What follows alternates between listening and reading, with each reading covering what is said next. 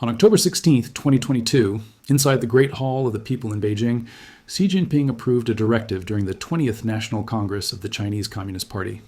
It wasn't about war. It wasn't about Taiwan. It was about money. What they never explained was this.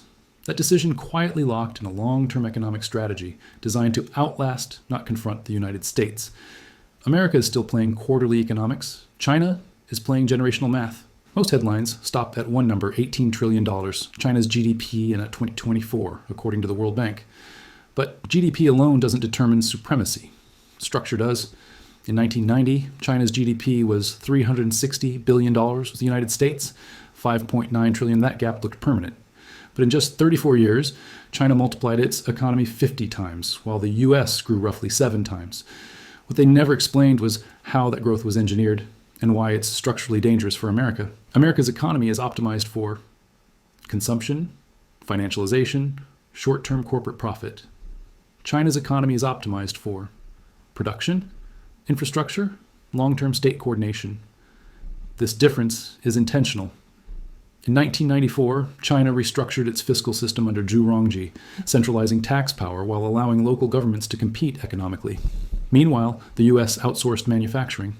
By 2001, when China joined the World Trade Organization, American corporations gained cheap labor, but lost industrial sovereignty.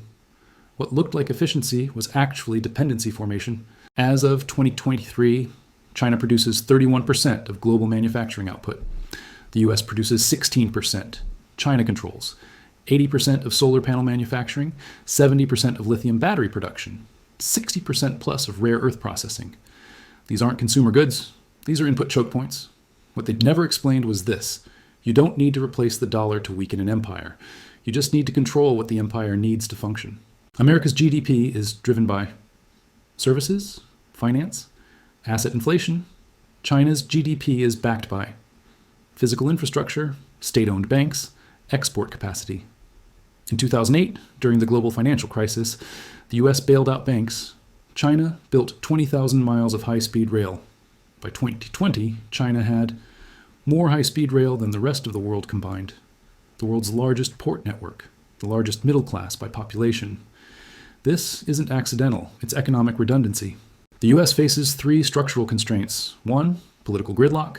2, debt-driven growth, over $34 trillion national debt as of 2024. 3, financialized incentives that reward speculation over production.